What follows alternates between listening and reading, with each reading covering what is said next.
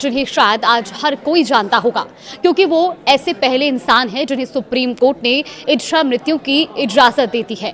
लेकिन कभी वो भी आपकी और हमारी तरह बिल्कुल स्वस्थ थे। लेकिन फिर ऐसा क्या हुआ जो आज वो इस हालत में है कि खुद उनके माता पिता ने कोर्ट में हरीश की इच्छा मृत्यु की अपील की थी। चलिए आपको बताते हैं। देखिए, दिल्ली में जन्मे हरीश राणा चंडीगढ़ की पंजाब यूनिवर्सिटी से बीटेक कर रहे थे। साल 2013 में आखिरी सेमेस्टर की पढ़ाई के दौरान वो हॉस्टल की चौथी मंजिल से गिर गए थे।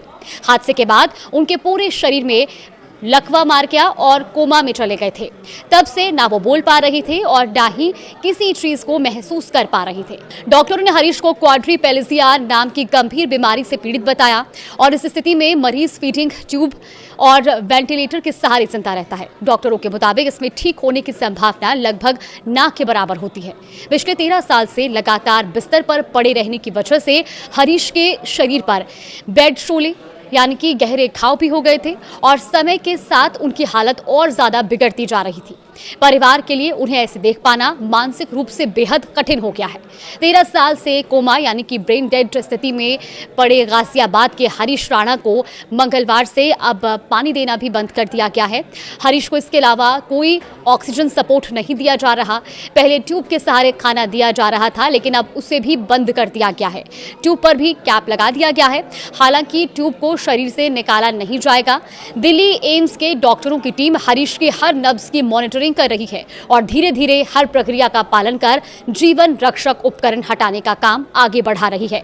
हालांकि इस बारे में अस्पताल प्रशासन आधिकारिक तौर पर कुछ नहीं कह रहा। दरअसल सुप्रीम कोर्ट ने हरीश को 11 मार्च को इच्छा मृत्यु की इजाजत दी थी। 14 मार्च को हरीश को गाजियाबाद के राजनगर स्थित राज एम्पायर सोसाइटी स्थित घर से एम्स शिफ्ट किया गया था। कोर्ट के निर्देश के मुताबिक 16 मार्च यानी कि सोमवार से पूरी प्रक्रिया शुरू की गई और अब एम्स में उनके फोटो और वीडियो बनाने पर भी पूरी तरह से रोक है। परिवार या कोई और हरीश से अब नहीं मिल सकता। 31 साल के हरीश राणा इस वक्त एम्स में IRCH के पैलिएटिव केयर वार्ड में हैं। यहां उन्हें निष्क्रिय इच्छा मृत्यु की इजाजत देने वाले सुप्रीम कोर्ट के फैसले को लागू करने के लिए पूरा प्रोटोकॉल बनाया गया है। इसके लिए सोमवार को डॉक्टरों की बड़ी मीटिंग हुई और इसमें अलग अलग विभागों के सीनियर डॉक्टर शामिल हुए। इसके बाद देर शाम उन्हें ट्यूब के जरिए खाना नहीं दिया गया। उनका ऑक्सीजन सपोर्ट भी हटा दिया गया। डॉक्टरों ने बताया कि खाना पानी बंद होने के बाद इंसान 1 से 2 हफ्ते ही जीवित रह सकता है।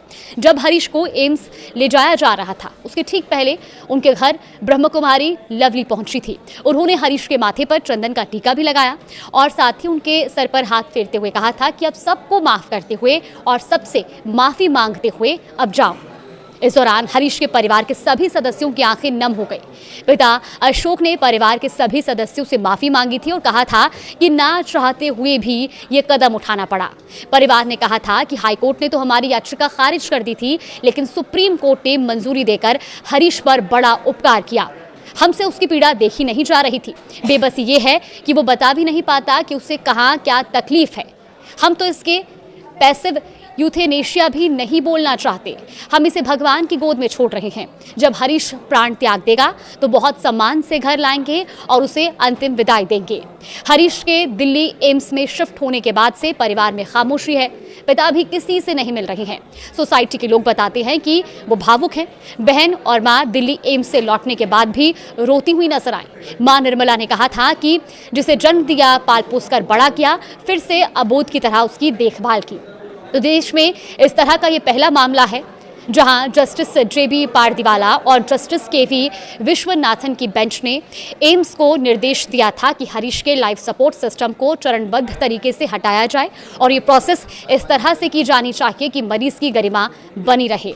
पैसिव यूथेनेशिया का मतलब होता है कि किसी गंभीर रूप से बीमार मरीज को जिंदा रखने के लिए जो बाहरी लाइफ सपोर्ट या इलाज दिया जा रहा है उसे रोक दिया जाए या हटा लिया जाए ताकि मरीज की प्राकृतिक रूप से मौत हो सके।